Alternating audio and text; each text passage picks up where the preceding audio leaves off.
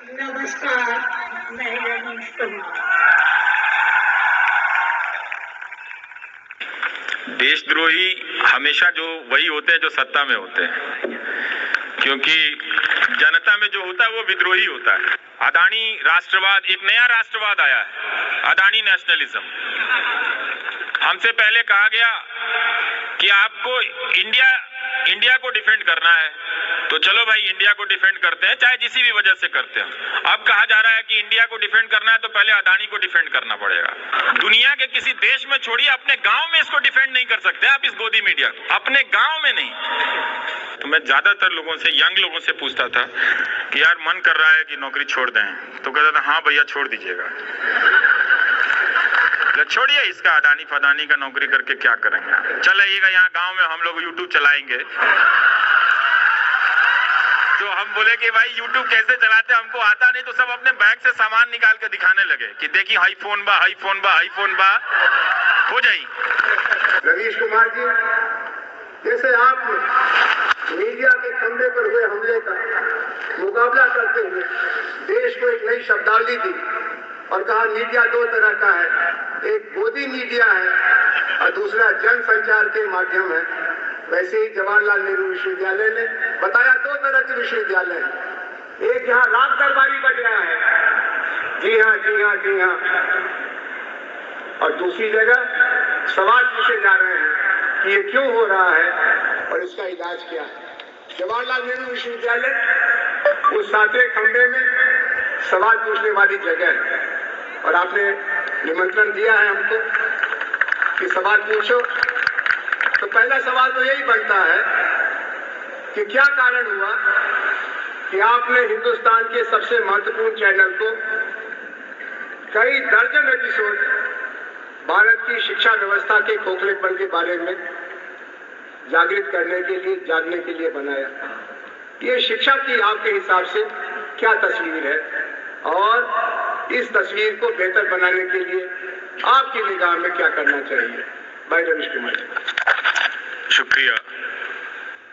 हम सब, इस देश का एक दुर्भाग्य है कि ज्यादातर लोगों को, आप कई पीढ़ी के लोगों से पूछें कि आपके नज़र में अच्छी यूनिवर्सिटी क्या है, तो उनके पास कोई जवाब नहीं है, उनके पास कोई उदाहरण नहीं है। कई पीढ़ी, आज की पीढ़ी से भी, हमसे पहले की पीढ़ी से भी, उनसे पहले की भी पीढ़ी से, तो वो 2-3 जवाबों के बाद खत्म हो जाता है कि अगर आप IIT नहीं गए हैं, अगर आप JNU नहीं गए हैं, लेकिन देश में और भी कई सैकड़ों विश्वविद्यालय हैं। तो मुझे बार बार, जब 2014 के बाद नौजवान बहुत हमलावर हो गए, कहीं भी दौड़ पड़ते थे, दौड़ाने लग जाते थे, तो मुझे लगता था कि यही, इन लड़कों में ये दुर्गुण कहाँ से आ गया। मतलब ठीक है, हर समय के नेता जनता को अलग तरीके से बांधने, हाँकने की कोशिश करते हैं, पर ये तो एक नेता के लिए पूरी जनता मुझे ही दौड़ाए जा रही है। तो बार बार मैं इसे समझने की कोशिश कर रहा था और जो हजारों व्हाट्सएप मैसेजेस आ रहे थे, उन सबको पढ़ते हुए लगा कि ये क्लिक क्यों कर रहा है, इसको लिखने वाला कौन है।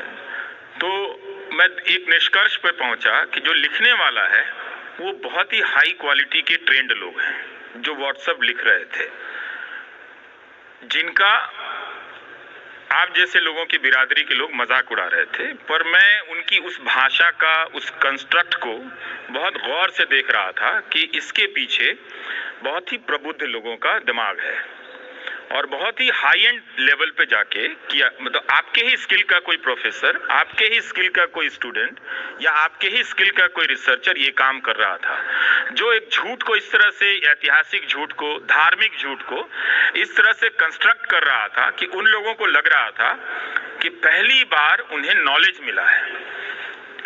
तब बात मुझे समझ में आई कि ज्ञान का अंतर या ज्ञान की असमानता इस देश में आर्थिक असमानता से भी ज्यादा है।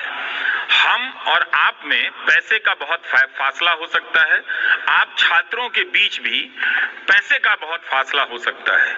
चूंकि आप जेएनयू में हैं तो आप सभी का एक स्तर है, तो वो वहां भी फासला है, मगर उन फासलों में काफी अंतर है, बहुत कम दूरियां हैं। लेकिन जैसे ही आप यहाँ से बलरामपुर की किसी यूनिवर्सिटी के छात्र या मोतिहारी के यूनिवर्सिटी के एमएस कॉलेज के किसी छात्र के नॉलेज से आप तुलना करें या मगध यूनिवर्सिटी के किसी छात्र के नॉलेज से तुलना करें, तो ज्ञान की असमानता वो भयानक है। तो हमने उन छात्रों को ये कभी पता ही नहीं चलने दिया, उनके बाप दादाओं को भी नहीं, उनको भी नहीं, कि आपके इलाके में जो कॉलेज है, जो यूनिवर्सिटी है, वो खंडहर है। हजारों के हजारों छात्र हर साल पास होकर निकलते रहे, पर उन्हें पता ही नहीं चला कि अच्छी मिठाई होती क्या है। तो वो स्वाद नहीं दिया गया, वो स्वाद उन्हें व्हाट्सएप से मिलने लगा था और उसकी रंगीन अक्षरों से, उसकी रंगीन डिजाइन से मिल रहा था, जिसे वो पहली बार ज्ञान के रूप में ग्रहण कर रहे थे। और उनका आत्मसम्मान, आत्मबल, उस जिसे हम कहते हैं प्रोपेगेंडा, उससे उनको बढ़ रहा था। तो वो एक नॉलेज के रूप में रिसीव कर रहे थे, ग्रहण कर रहे थे, जिस तरह से आप अपने क्लास में अपने प्रोफेसर की बातों को नॉलेज के रूप में रिसीव करते हैं। और ये वही हुआ जिससे वो आक्रामक होते चले गए। जिस तरह से आप अपनी समझ को, आप अपने नॉलेज को प्रोटेक्ट करते हैं, गार्ड करते हैं, और आप अपने इथोस को गार्ड करते हैं, जिसके खिलाफ खड़े हो जाते हैं कि ये एक हमला है, उस तरह से उन नौजवानों को लगा कि ये हमारे इथोस पर कोई हमला कर रहा है। राजनीतिक रूप से वो आसान हो गया व्हाट्सएप के प्रसार के बाद कि वो इसके रक्षक बनकर किसी एक या दो व्यक्तियों को ट्रोल करें, पकड़ें। उसमें पैसे भी लगाए गए, पैसा भी खर्च किया गया। बहुत सारे लोकल स्तर पर गांधी के हत्यारों का महिमा मंडन हुआ। वो बिल्कुल जो उसकी लिखावट है, जो उसकी पेशगी है, उस पूरे महिमा मंडन की, वो बहुत ही शानदार लेखों की तरह है। वो एक अजीब अजीब तरह के संदर्भों के साथ है, उनका कोई मुकाबला नहीं कर रहा था।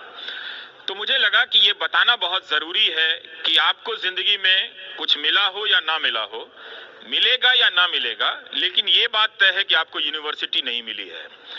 और जब देखने लगा तो पता चला कि कोई 3 साल से फंसा है, कोई 5 साल से फंसा है। किसी क्लास में, एक जिले के कॉलेज में करीब करीब 5000 छात्र छात्राएं हिस्ट्री में एडमिशन उन्होंने लिया है, लेकिन कोई टीचर नहीं है पढ़ाने के लिए। तो 5000 छात्र इतिहास के विद्यार्थी होकर भी इतिहास के एक शिक्षक के बगैर गुजर रहे हैं। वैसे जेएनयू में भी शिक्षक नहीं होंगे इतिहास डिपार्टमेंट में, पूरे तो नहीं होंगे, कुछ खाली होंगे। जब यहाँ ये हाल है, तो उस ज्ञान की असमानता पर किसी का ध्यान नहीं था। और जब मैं जीएन देवी को पढ़ रहा था तो उसमें एक बात मेरे दिमाग में खटक गई। उनका ये कहना था कि भारत के विश्वविद्यालयों ने बहुत ज्यादा प्रगतिशीलता वैज्ञानिक सोच में या अन्वेषण में, इनोवेशन में इसलिए नहीं दिखाई कि क्लास के भीतर एक ही तरह का क्लास पहुंचने लगा। जो भारत की गरीबी थी वो उन जिलों के नौजवानों को उन घटिया कॉलेजों से भी वंचित कर रही थी। वो इतने गरीब हो गए कि वो रजिस्ट्रेशन कराने की औपचारिकता पूरी करने के लायक भी नहीं थे। तो वो वहां से बाहर हो गए और माइग्रेशन में चले गए। तो एक तरह से ये वर्ग कौन था? ये वर्ग था अनुसूचित जाति का, जनजाति का और पिछड़ों का। तो ये एक बड़ा वर्ग जो अपनी गरीबी, अपने सामाजिक पृष्ठभूमि से क्लास में आता और अपनी सहज बौद्धिकता से, अपनी नैसर्गिकता से क्लास को समृद्ध कर देता। और कुछ संभ्रांत का अनुपात अगर क्लास में बैठता तो वो भी इनसे सीखता और ये भी इनसे सीखते। तो क्लास के भीतर चैलेंज खत्म हो गया नॉलेज का। तो ये चीज मैं देख रहा था, तो मुझे लगा कि ये इस वक्त की सबसे बड़ी जरूरत है, इस पर बात करना। जब नौजवान आने लगे तो कहते थे कि हम चाहते हैं कि आप मुझ पे, हमारी यूनिवर्सिटी पे फोकस करें, पर हम मोदी समर्थक हैं और रहेंगे। तो हमने कहा आप जीवन भर रहें, मुझे उससे कोई समस्या नहीं है। अगर आपने राजनीतिक शादी कर ली है, आप निभाइए उसे, मुझे उससे कोई समस्या नहीं है। आप मुझे बताइए कि अगर मैं ये बात उठाऊं तो क्या आप नहीं चाहेंगे? तो उन्होंने कहा नहीं, हम चाहते हैं कि हमें अच्छा शिक्षक मिले, हम चाहते हैं हमें अच्छी किताब मिले। तो उससे एक प्रेरणा मिली। उसके बदले में फीस मुझे भी दी गई कि वो नौजवान मोदी समर्थक बने रहे, पर उन्होंने मुझे गालियां देनी बंद कर दी। या कम कर दी। तो वो एक अच्छा ट्रेड ऑफ था दोनों के बीच में, और इसका एक फायदा तो हुआ। कई जगह सत्रों में करेक्शन आया, कई जगह शिक्षक बहाल किए गए, और कई जगह वाइस चांसलर ने भी माना कि हाँ ये एक बड़ी समस्या है, और कई जगहों पर आरएसएस के लोग हों या मोदी समर्थक लोग हों, उन्होंने भी इसे स्वीकार किया कि अगर हम किसी भी प्रकार का भारत चाहते हैं तो उस भारत में अच्छी शिक्षा व्यवस्था तो होनी ही चाहिए। ये और बात है कि वो कर नहीं पा रहे हैं, उनके बस की बात नहीं है, लेकिन उन्होंने इसे बुनियादी समस्या के रूप में स्वीकार किया। तो इसका फायदा ये हुआ कि ये सबके लिए था और सबने इसे अलग अलग रूप से देखा, तो उस ताकत से मैं करता चला गया। शिक्षा का जो चेहरा है आपने दिखाया, आपने बेरोजगारी के सवाल को भी बहुत हमदर्दी से देखा। अक्सर हम बेरोजगार नौजवानों को दोष देते हैं, तुमने पढ़ाई अच्छी नहीं की तो तुमको नौकरी कैसे मिलेगी, या अगर पढ़ाई अच्छी की है तो कहते हैं कि तुम्हारे बाप के पास इतना पैसा नहीं है कि लक्ष्मी पूजा कर सके तो नौकरी कैसे मिलेगी, या कहते हैं कि तुम्हारी भाषा अच्छी नहीं है, तुम मम्मी डैडी कल्चर से नहीं आए और नौकरी बड़ी चाहते हो। आपने इन सब सवालों को परे करके जॉबलेस ग्रोथ का सच सामने रखा। अभी जो बजट आया है उसके बारे में फिर दावा किया जा रहा है कि जॉब बूम होने वाली है और थोड़ा सा इंतजार और करो। आप इस धोखे के बारे में अन्य लोगों से अलग क्यों लिखते हैं या क्यों कहते हैं? क्योंकि मुझे उनके ही समर्थक आकर बताते हैं कि उनकी हालत खराब है, और वो ये भी बताते हैं कि वो पाला नहीं बदल सकते हैं। तो मैं उनसे पूछता हूं मैं क्या करूं, मैं भी बदल लूं पाला? तो कहते नहीं, आप उधर ही रहो, आप बोलते हो तो हमारा काम हो जाता है। और ये सच बात है कि वो आते हैं। देखिए, इस तमाम दावों के बीच में ये तो सरकार का ही आंकड़ा है कि 25,000 रुपया आप महीना का कमा लें तो चोटी के 10% लोगों में आ जाते हैं। तो ये तो समृद्ध भारत नहीं हुआ ना। सरकार के 10,000 रुपया महीना कमाना इस देश में कितना मुश्किल है। जो ज्यादातर नई नौकरियां दिख रही हैं वो डिलीवरी बॉयज की दिख रही हैं, पर उनकी सामाजिक सुरक्षा कितनी खराब है। आप उनको देखिए कि वो कम पैसे में दिन रात, उस वक्त में जब सड़क पर बाइक चलाने के लिए जगह नहीं है, उसी जैम के भीतर में उनके लिए एक रोजगार आया है। जो डिलीवरी कर रहे हैं, घरों में भाग रहे हैं, हाँफ रहे हैं, लेकिन महीने का 10,000 या 20,000 रुपया भी नहीं कमा पा रहे हैं। तो ये जॉब क्रिएट किया है इन्होंने इनकी आर्थिक नीतियों में। ये इन्होंने, अगर इनकी जगह कांग्रेस होती तो हम दावे के साथ नहीं कह सकते कि इससे अलग आर्थिक सृजन होता, इकोनॉमिक क्रिएटिविटी होती, क्योंकि एक ही आर्थिक नीतियों के खानदान से दोनों आते हैं। अब दावा किया जा रहा है कि वहां सोच बदल रही है कांग्रेस में और वो इन चीजों की आलोचना कर रहे हैं, पर अभी भी साफ साफ देखना बाकी है कि इन आर्थिक नीतियों का विकल्प वो क्या पेश करते हैं। करना पड़ेगा उनको लिखित दस्तावेज के रूप में, लेकिन दोनों पार्टियों ने रिटर्न तरीके से अपने इकोनॉमिक एजेंडे को साफ साफ नहीं किया। उसमें दावे हैं, कभी वो 2047 पर चले जाते हैं, कभी वो 21वीं सदी के खत्म हो जाने के डेडलाइन पर चले जाते हैं। हर साल वो डेडलाइन बढ़ाते हैं, हर साल उनकी ट्रिलियन इकोनॉमी के दावे बढ़ते चले जाते हैं, और हर साल वो जो उनके पास दिखाने के लिए कुछ होता नहीं है तरक्की के नाम पे। तो यही दिखाते हैं कि $1 बिलियन का निवेश आया, पर ये नहीं बता पाते कि अदानी की कंपनी में जो निवेश आया वो मॉरिशस से कैसे आ गया, आया कि नहीं आया। तो जो आर्थिक नीतियां हैं वो जरूर कुछ घरानों के लिए समृद्धि देने वाली हैं, पहले से भी चली आ रही हैं।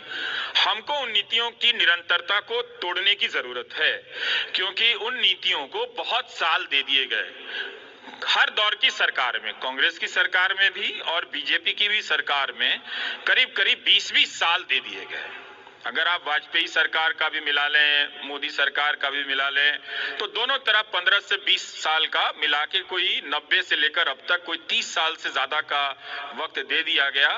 और इस वक्त उन नीतियों से जरूर समाज में कुछ समृद्धि आई है, कुछ बढ़ोतरी हुई है, लेकिन अंत में जाकर यही दिखता है कि कोई 25,000 रुपया भी कमा नहीं पाता है।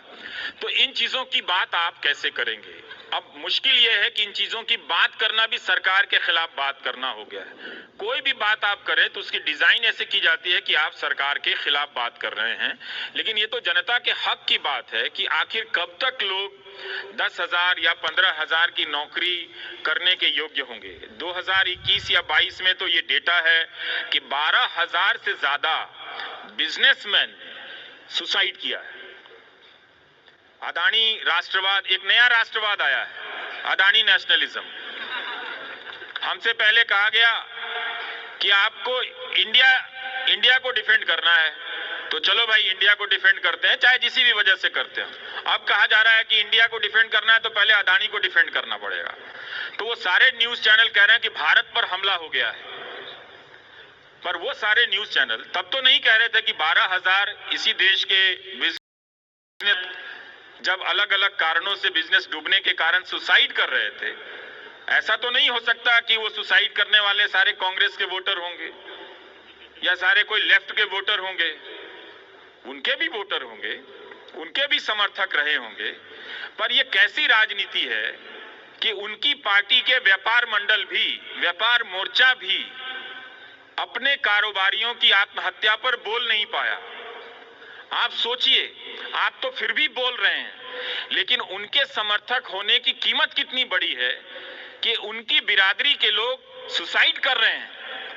और कोई भी इस देश में बिजनेसमैन या बिजनेस का कोई भी संगठन ये बात कहने की हिम्मत नहीं रखता है कि इतने सारे व्यापारी, अगर आपकी नीतियां हैं, 20 लाख करोड़ के लोन का ऐलान किया गया था कोरोना के समय, वो लोन किसको गया, कहां गया, कैसे बटा कि ये 12,000 लोगों को सुसाइड करनी पड़ी।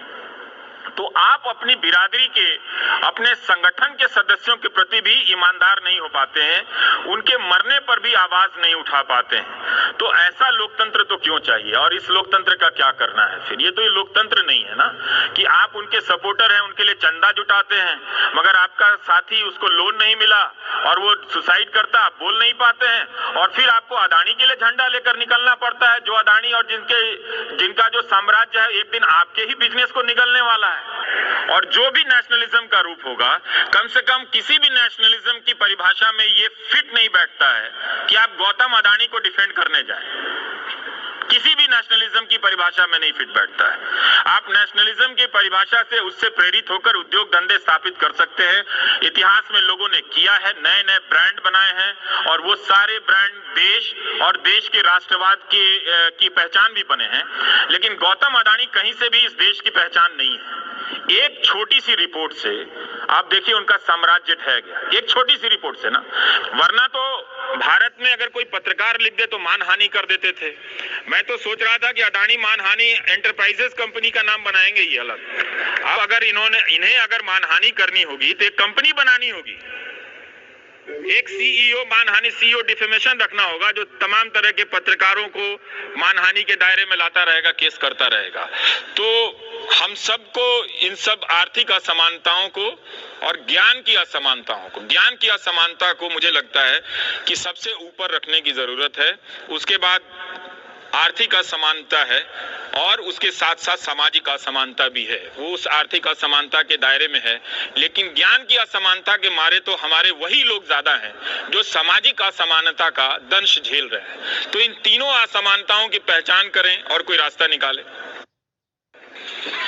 असल में आप लोगों ने जो काम किया है वो ये कि रवीश कुमार जी की अगली किताब के लिए अलग अलग चैप्टर के लिए सवाल दे दिए। ये 100 सवाल करीब आ गए। तो एक टुकड़ा ये अभी भारत की राजनीति और राष्ट्र निर्माण की रणनीति के बारे में, इसके बाद मीडिया कल्चर के बारे में, और उसके बाद इनकी पर्सनल जो ट्रेजेक्टरी बन रही है उसमें इनको साहस कहां से मिल रहा है, उसमें ये तन के खड़े क्यों हैं, ये झुक के चल क्यों नहीं रहे हैं, ये रेंग क्यों नहीं रहे हैं, ये उनका चप्पल अपने सिर पर लेके घूम क्यों नहीं रहे हैं, ये सवाल है।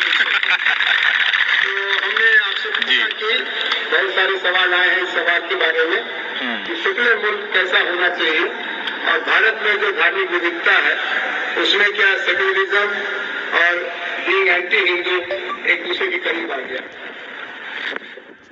बहुत अच्छा सवाल है, सब सवाल ही अच्छे हैं, लेकिन मुझे वो अच्छा लग रहा है जो लोग पेड़ के नीचे खड़े होकर सुन रहे हैं, क्योंकि मैंने ज़्यादातर रैलियों को पेड़ के नीचे ही खड़े होकर सुना है। तो मुझे आज यहाँ अच्छा नहीं लग रहा है कि यहाँ कोई और बोल रहा होता, मैं वहाँ होता।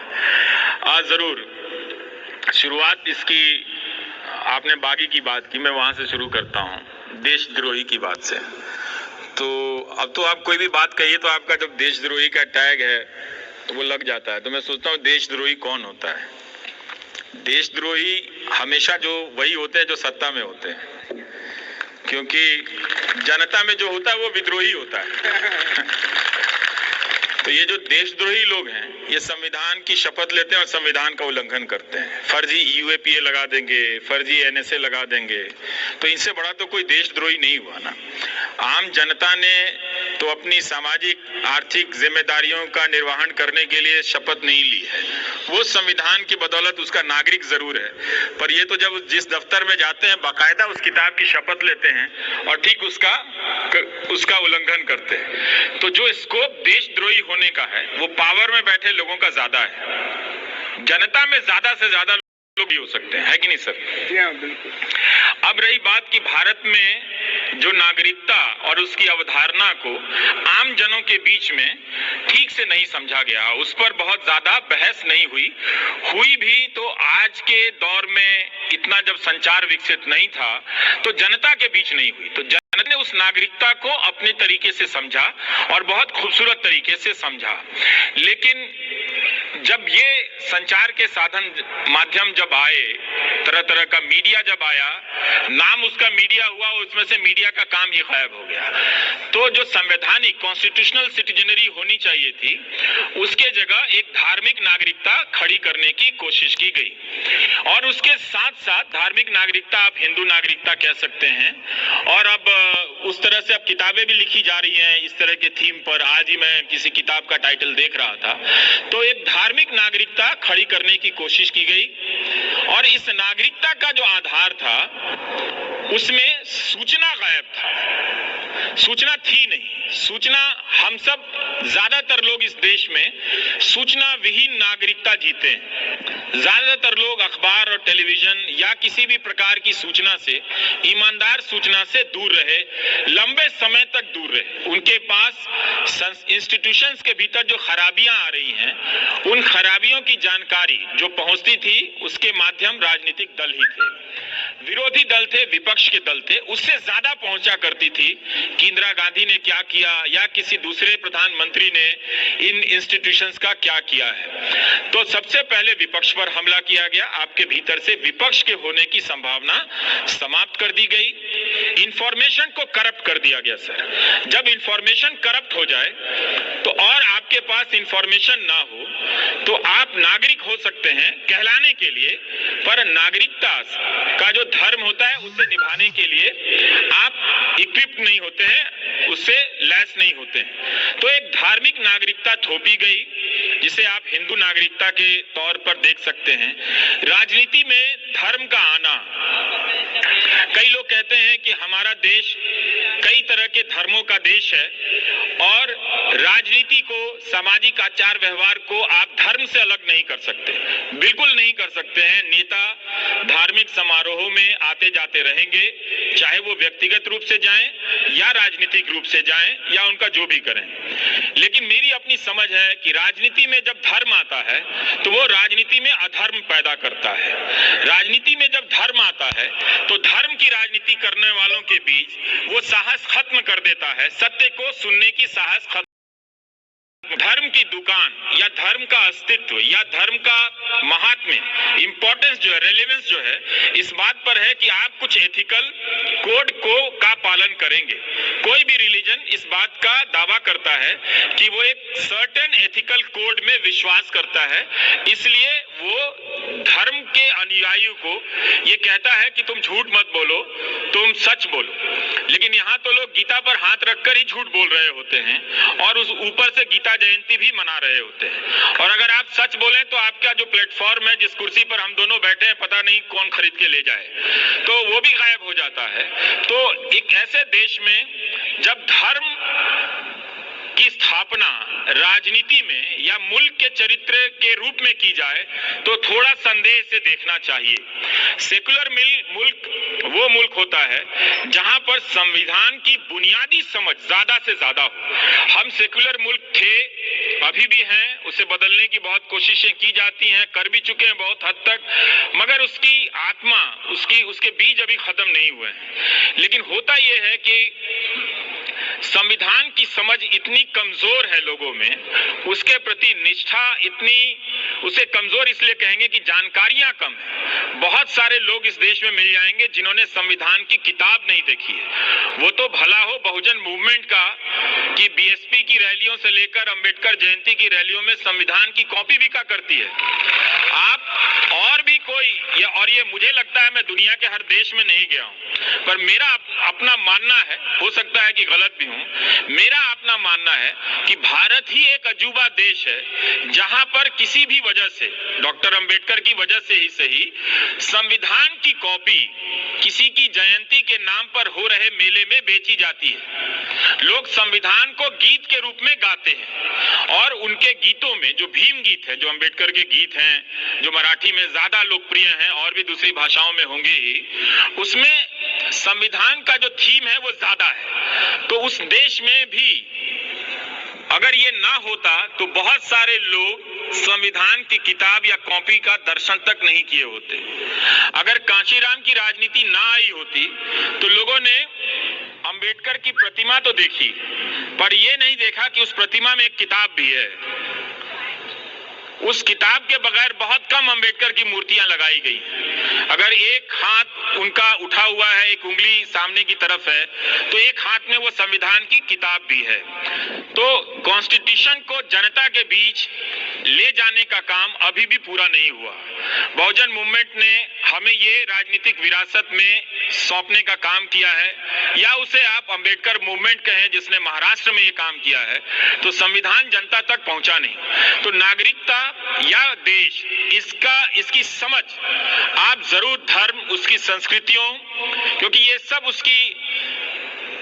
उसकी शिराएं हैं, इसके बगैर तो शरीर बनता नहीं है, मगर आत्मा तो संविधान है। और जो सेक्युलर देश है उसका मतलब यह है कि वो कॉन्स्टिट्यूशनल देश हो। उसका मतलब है कि आप संविधान की नजर से सबको बराबर समझें। उसका मतलब ये नहीं कि आप किसी एक धर्म के लोगों को आप इतना प्रताड़ित कर दें, उसके अधिकार बोध खत्म कर दें और दूसरे लोग शांतिपूर्ण तरीके से उसे देखें, सहमति जताएं। नागरिक हम नहीं हैं। नागरिक अगर हम होते तो एक नागरिकता के आधार पर दूसरे नागरिक के साथ हो रही गलतियों को, ज्यादतियों को हम महसूस करते। हम सामाजिक जरूर हैं, हम पारिवारिक बहुत ज्यादा हैं। तो अपने परिवार में कोई बीमार होता है तो हम बहुत चिंतित होते हैं। अपने देश में किसी को अवैध रूप से सिद्दीक कप्पन, जिसने वो रिपोर्ट तक ना लिखी और उसे 28 से 18 महीने के लिए जेल में डाल दिया गया, हम उसके दर्द को महसूस भी नहीं करते हैं। ये इसलिए नहीं होता है क्योंकि हमारे भीतर नागरिकता नहीं है, हमारे भीतर संविधान आधारित राष्ट्र नहीं है, हमारे भीतर संविधान आधारित सेक्युलर समझ नहीं है। हमने सेक्युलरिज्म को हमेशा धर्म के कॉन्टेक्स्ट में समझा है, हमने सेक्युलरिज्म को कॉन्स्टिट्यूशनल ड्यूटी के रूप में नहीं समझा है। संविधान ने बाद में इसे जोड़ा गया या नहीं जोड़ा गया, संविधान अपने तमाम अधिकारों से और अपने तमाम बिंदुओं से हम सबको यही कर्तव्य दिया कि आप एक दूसरे के लिए महसूस करेंगे, एक दूसरे के लिए सुरक्षा चौकीदार बनने का काम करेंगे। मगर यहाँ तो आपकी चौकियां लूट ली गई और जिस पर लूटने का इल्जाम लगा उसने ही कह दिया वो चौकीदार है। तो अब क्या कर सकते हैं? तो मेरी नजर में ये बहस चलती रहनी चाहिए। ये मैं इसमें लेकर मैं अपने तौर पर बहुत स्पष्ट हूं कि हिंदू राष्ट्र भी होगा तो क्या उसमें कोई जज इतना डरपोक होगा कि बेल नहीं देगा? तब तो हमें ऐसा हिंदू राष्ट्र भी नहीं चाहिए। जो लोग हिंदू राष्ट्र की कल्पना में दिन रात खपाए बैठे हैं, मैं उन्हीं को बुलाकर पूछना चाहता हूं कि तुमने ऐसा हिंदू राष्ट्र क्यों चाहा कि जहां एक जज इंसाफ ना कर सके? तुमने ऐसा हिंदू राष्ट्र क्यों चाहा कि किसी अकेले को घेर कर मार दिया जाए? क्या तुमने इसके लिए हिंदू राष्ट्र चाहा? अगर आपको इतिहास में मौका मिला ये बनाने के लिए, तो क्या आपने ये उत्तम आदर्श प्रस्तुत किया कि आप गौतम अडानी को लेकर सवाल उठा तो आप बोल नहीं पाए? क्या आप हिंदू धर्म का ये कमजोर चेहरा देखना चाहते हैं? हर धर्म अपने अनुयायी को एक चरित्र देता है और वो चरित्र है, आप सिख धर्म में जाइए, सिख धर्म ने सिखों को क्या दिया है? सिख धर्म ने सिखों को एक चरित्र दिया है, कैरेक्टर दिया है। आप हो जाए कुछ भी, गुरुद्वारे में जाकर लंगर के बाहर जूते साफ करने पड़ेंगे। वो अपनी मर्सिडीज से उतरकर जूते साफ करते हैं। वो जाते हैं, खालसा इंटरनेशनल बनाकर टर्की में और सीरिया में मदद करने चले गए हैं।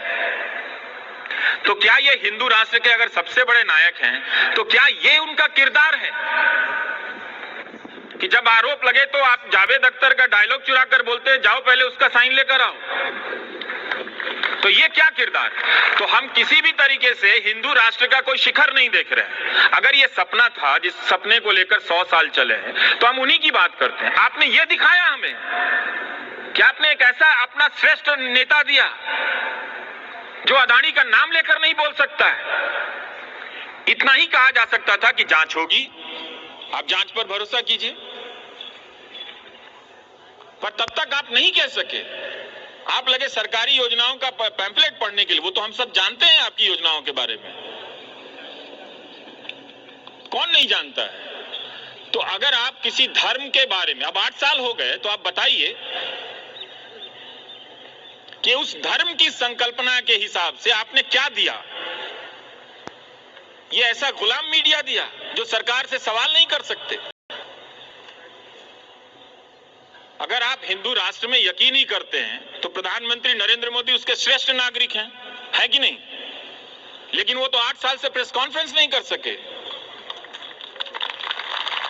भाई हिंदू धर्म तो सबसे खुला धर्म है। आप कहीं से कोई आ जाइए, एक संप्रदाय बना लीजिए, एक देवता ले आइए, सब कहेंगे हमें स्वीकार है, ले आइए इनको भी। आप इससे बगावत करके कोई संप्रदाय बनाना चाहते हैं, बना लीजिए, वो भी स्वीकार है। वो चल रहा है इतने हजारों साल की परंपराओं से।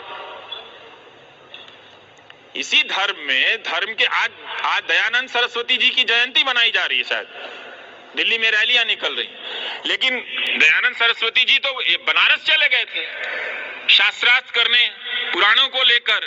उन्होंने कहा कि मूर्ति पूजा का कोई प्रावधान नहीं है, बाकायदा वो शास्त्रार्थ हुआ था। तो किसी ने उन्हें पत्थर तो नहीं मारे ना बनारस में। वो एक पार्क में गए, तमाम तरह के पंडित आए ये समझाने के लिए कि मूर्ति पूजा का प्रावधान है, ये कहते थे मूर्ति पूजा का प्रावधान नहीं है। तो आप दयानंद सरस्वती की जयंती मना सकते हैं, पर दयानंद सरस्वती से दयानंद सरस्वती को मत छीनिए। आप धर्म के नाम पर यही कर रहे हैं। तो धर्म के नाम पर 8 साल में अभी तक आपने कोई भी ऐसा आदर्श स्वरूप स्थापित नहीं किया है। तो इसका मतलब है कि उसमें स्थापित करने के लिए कोई संभावना ही नहीं है। जो भी आदर्श कायम करने की संभावना है वो एक सेकुलर राष्ट्र में ही है, वो एक संवैधानिक राष्ट्र में ही है, जहां सबको बराबर का अधिकार मिलता है, जहां किसी पे फर्जी मुकदमे नहीं डाले जाते हैं। आप हर चीज का पहले का उदाहरण दे देते हैं। तो आप क्या कर रहे हैं? आपने कौन सा आदर्श प्रस्तुत किया? तो ये बता दीजिए ताकि हम भी उसको देखें, जो उसके आलोचक हैं वो भी देखें कि हाँ भाई ये कुछ श्रेष्ठ चीजें ले आए हैं हिंदू धर्म के नाम पर। आप तो उसका मेयार छोटा कर रहे हैं। जिस धर्म ने धर्म के भीतर धर्म के इतने बड़े बड़े आलोचक दिए हो, जिसकी बुराइयों को लेकर आज तक आंदोलन चल रहा है, चला ही है ना, जाति प्रथा को लेकर आंदोलन तो चल ही रहा है ना, और चलता ही रहेगा। कौन लाया, आप इस पे चले जाए, आधे अधूरे तरीके से बात करते हैं, पर उसको प्रिजर्व करने वाली संस्थाओं के साथ आप ही उठते बैठते हैं। क्या आप मना कर देंगे कि जो आरएसएस का सदस्य होगा वो क्षत्रिय महासभा का सदस्य नहीं होगा, जो आरएसएस का सदस्य होगा वो उसका ब्राह्मण महासभा से कोई लेना देना नहीं होगा? आप ये कर ही नहीं सकते। तो आपके भीतर दुर्बलताएं आ जाती हैं। धर्म के नाम पर अगर आप राष्ट्र की कल्पना करेंगे तो आपके भीतर एक गुलामी करने की प्रवृत्ति आ जाती है। फिर आप धर्म के आधार पर कोई भी राष्ट्र किसी को नचिकेता नहीं बनने देता है। इसी धर्म में प्रश्नोपनिषद है कि नहीं है? है ना? लेकिन आज आप प्रश्न कर दीजिए तो आपको देशद्रोही कहा जाता है। आप प्रश्न ना कर सके चैनल खरीद लिया जाता है। आप प्रश्न ना कर सके 8 साल से प्रेस कॉन्फ्रेंस में नहीं आते हैं। आपको लगे कि आप कर सकते हैं आपके सामने, तो किसी एक्टर को कनाडा से ले आते हैं। तो कम से कम आप प्रश्नोपनिषद के प्रति भी ईमानदार नहीं है। तो धर्म के आधार पर राष्ट्र की कोई भी कल्पना बेईमानों को बेईमानी से बचाने की संकल्पना है। इसीलिए सेकुलर राष्ट्र बहुत जरूरी है, जहां हम धर्म को लेकर निजी क्षेत्र में बहस करें, निजी जीवन में आचरण करें। धर्म ने इस देश को बहुत सारी चीजें दी हैं, नैतिक बल दिया है, नैतिक मान्यताएं दी हैं, बुराइयां भी दी हैं, पर मिला है। उसके संबल से बहुत लोग जीवन जीते हैं और ताकत पाते हैं, अपने बुरे वक्त को काटते हैं। तो अच्छी बात है, उनके जीवन का ये संबल है। मगर नागरिक जीवन का संबल संविधान की किताब हो तो इससे बेहतर कुछ नहीं हो सकता। धर्म आधारित समाज कैसा बनेगा, धर्म आधारित राजनीति कैसी होगी, और जो अभी की दुर्दशा है उसमें धर्म की आड़ लेकर के अनैतिकता को, अपराध को, झूठ को बढ़ावा दिया जा रहा है। एक तरह से प्रश्न मुक्त भारत बनाने की बात हो रही है, और सवाल तो वही नहीं पूछे जाते जहाँ तानाशाही होती है। तो तानाशाही और मौजूदा नई पीढ़ी में बिल्कुल उल्टा रिश्ता है। कई सवाल आए हैं मीडिया के बारे में, मीडिया के सामाजिक गठन से लेकर के आपके अपने निजी यात्रा के बारे में। उसमें से एक के जो रिपीटेड लगता मैं पढ़ देता हूँ, तो Shri Ravish Kumar sir, we have been watching you for so long and we really appreciate your decision of designing the new channel of NDTV. Sir, I don't have any specific question to you, but I think that I have started understanding your point of view over time. But sir, would like to request you to describe your mental state and condition before resigning, as well as how do you look at the present national situation? Bottom line here, Ravi, how do you look or see India in upcoming 10 years? ये तो हम भी जानना चाहेंगे कि रवीश कुमार, जिन्होंने WhatsApp university का पैदा होना देखा, जिन्होंने गोदी मीडिया का जन्म देखा, जिन्होंने अडानी का बढ़ता हुआ माया जाल देखा, और कितना बुरा वक्त देखेंगे, आप ये पूछना चाहते हैं। आपकी आशा का आधार क्या है? आप हमेशा, एक तो आप कवि हैं तो कवियों को पूरी छूट है कि निराशा में भी आशा देखें, लेकिन पत्रकार के नाते आपके पास कुछ ठोस आधार होंगे कि इस मुल्क की बनावट में, इन लोगों में, इन नई पीढ़ी के लड़के लड़कियों में कुछ तो ऐसा चमकता होगा जो आपको हताश होने से रोकता है। इस्तीफा देने अचानक तो नहीं दिया, पर जब ये खबर आई कि अडानी एनडीटीवी खरीद रहे हैं, तो मेरे जो शुभचिंतक हैं वो मेरे लिए बहुत चिंतित हो गए, मुझसे ज़्यादा हो गए, मैं भी चिंतित हो गया। जब आपके शुभचिंतक चिंतित हों तो आपको भी चिंतित होना ही चाहिए। तो उन्होंने कहा कि ऐसे मत छोड़ देना, देख लो कुछ सेवेरेंस मिल जाए, देख लो कुछ ये मिल जाए। तो मैंने कहा अच्छा ठीक है, मैं पूछ लूँगा, लेकिन मैं छोड़ना चाहता हूँ। तो और हर दूसरे दिन फ़ोन आता था कि अभी आपको इस्तीफ़ा देने की ज़रूरत नहीं है, ये लीगल बैटल है, ये महीनों चलेगा। तो मैंने कहा कि इस देश में लीगल बैटल उमर खालिद के लिए है, अडानी के लिए नहीं है। वो हफ्तों में हो जाएगा। और हवा जब बदलती है तो आप महसूस कर लेते हैं। इस वक्त की हवा थोड़ी सर्दी भी है और आने वाली गर्मी की तासीर भी है इसमें, तो आप महसूस कर लेते हैं। तो मैं एनडीटीवी के भीतर की हवा को महसूस करने लगा था, और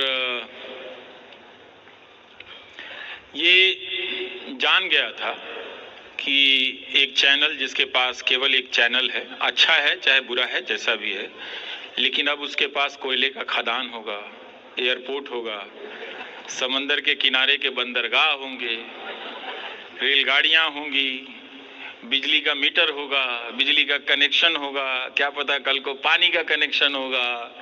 तो फिर हम रिपोर्ट क्या करेंगे? तो अडानी ही करेंगे। और वो सारी आशंकाएं बाद में साबित हो गई।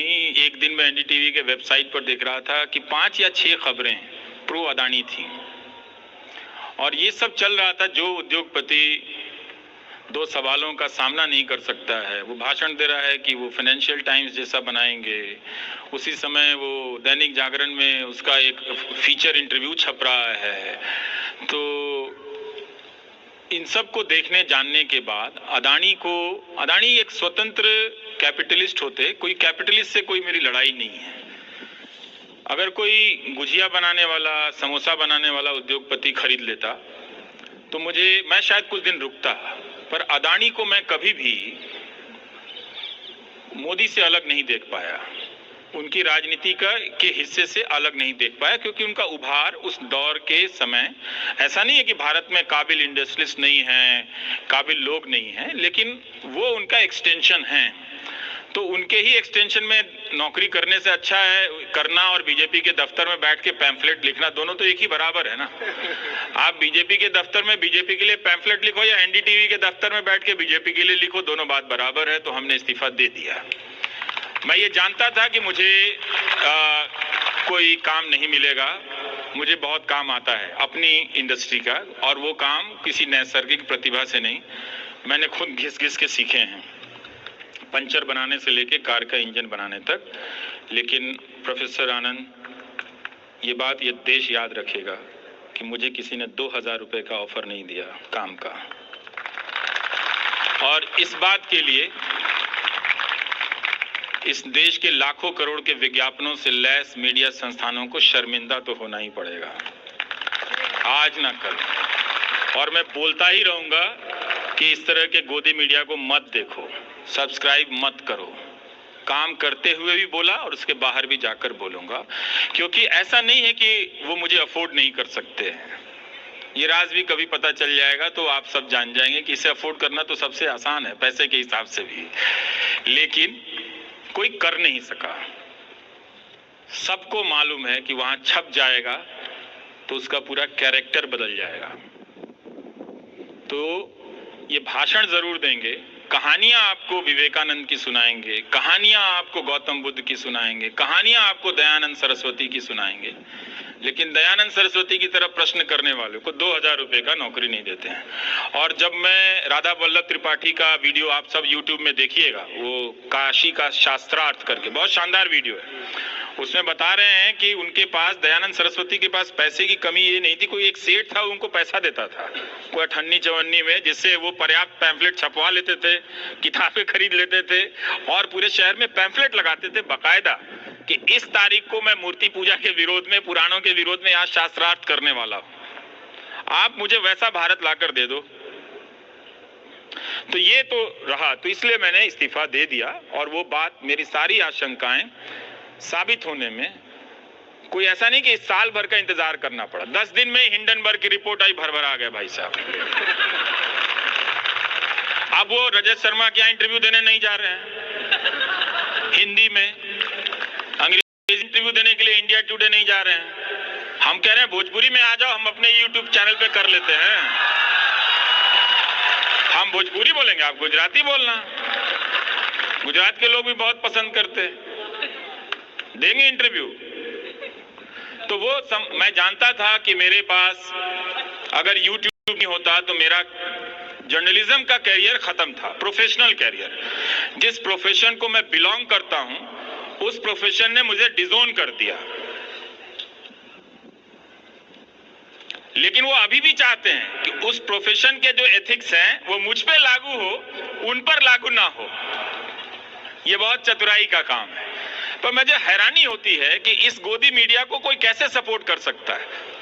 आप ठीक है, आप प्रधानमंत्री मोदी के कुछ काम से खुश हैं, उन्हें सपोर्ट कर सकते हैं, फेयर डील। आप पॉलिटिक्स में तमाम तरह के विकल्पों को देख के किसी को सपोर्ट करते हैं। इस मीडिया को देखकर जो किसी लायक नहीं है, दुनिया के किसी देश में छोड़िए, अपने गांव में इसको डिफेंड नहीं कर सकते आप, इस गोदी मीडिया को, अपने गांव में नहीं। इस मीडिया को लेकर भी कोई नहीं बोल रहा है। तो ये जानते हुए भी इस्तीफा दे दिया तो जरूर, भावनात्मक रूप से मुझे उसके पहले कई लोग मिल रहे थे दो घटनाएं हैं। एक हमारे साथी मित्र ने लिखा कि हम सब जानते हैं कि आपको बहुत दबाव आ रहा होगा कि आप वहां बने रहें क्योंकि वो स्पेस चला जाएगा, लेकिन अगर हमें ये पता चल जाएगा कि इस बात के लिए आपने इतना घुट-घुट कर जिया है और इतनी तकलीफ उठाई है उस न्यूज़ फ्लोर में, तो हम बर्दाश्त नहीं कर पाएंगे। और एक महिला ने कहा, मुझे कहीं पूजा में मिल गई थी तो वो रोने लगी, तब मैंने काफ़ी छुट्टियां ले रखी थी, तो उन्होंने कहा कि रोने लगी तो मैं उनका, तुम्हें बड़ी चिंता हो रही है, ये लोग तो तुम्हें छोड़ेगा नहीं, कैसे क्या करोगे, ये करोगे। तो मैंने कहा नहीं आप चिंता मत कीजिए, मेरे पास मैंने अपनी सेविंग्स ठीक रखी है, मैं खर्चे भी बहुत संभाल के करता हूँ, तो इतनी जल्दी तो कुछ नहीं होगा, 1 आध साल में काम चला लूँगा। तो उन्होंने कहा कि एक बात कहनी है, और कहते कहते अपनी वो चूड़ी निकालने लगी कि समझौता मत करना। तो मैंने कहा आप कंगन रखे, बोले कि ये ले लो तुम, मुझे इसकी ज़रूरत नहीं है। ये पता चल जाएगा ना, ये दुख हम बर्दाश्त नहीं कर पाएंगे। तो मैंने कहा अच्छा आपको इतना फ़र्क पड़ता है, इस्तीफ़ा दे दूं? तो उन्होंने कहा हाँ दे देना। ये इस्तीफ़ा देने से 1 महीने पहले की बात है। तो मैं कई लोगों से टेस्ट कर रहा था, छठ में गाँव गया तो लोग जो मिलने आए, 1000 के करीब लोग आए थे मिलने के लिए, तो मैं उन सब से कहता था कि लोग पूछते थे कि अब क्या हुई तार, तो मैं कहता था कि क्या करें बताओ। तो कुछ लोग कहते थे कि नहीं नौकरी मत छोड़ना, फिर कोई निकाल देगा। तो मैं ज़्यादातर लोगों से, यंग लोगों से पूछता था कि यार मन कर रहा है कि नौकरी छोड़ दें, तो कहता था हाँ भैया छोड़ दीजिएगा। छोड़िए इसका अदानी फदानी का नौकरी करके क्या करेंगे, चलाइएगा यहाँ गांव में हम लोग यूट्यूब चलाएंगे।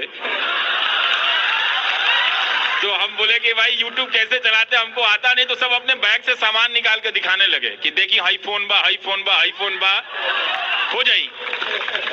और उन लोगों ने कुछ दिनों तक मदद भी की कि लाइए हम आपका थंबनेल बना देते हैं, वीडियो एडिट कर देते हैं। उन लड़कों ने कहा कि आप यूट्यूबर बन जाइएगा, हम लोग के साथ रहिएगा, मोटरसाइकिल से घूमिएगा, लेकिन उसकी नौकरी मत कीजिएगा। तो हमने छोड़ दिया सर। ऐसा नहीं कि सिर्फ मुझे ही देता है।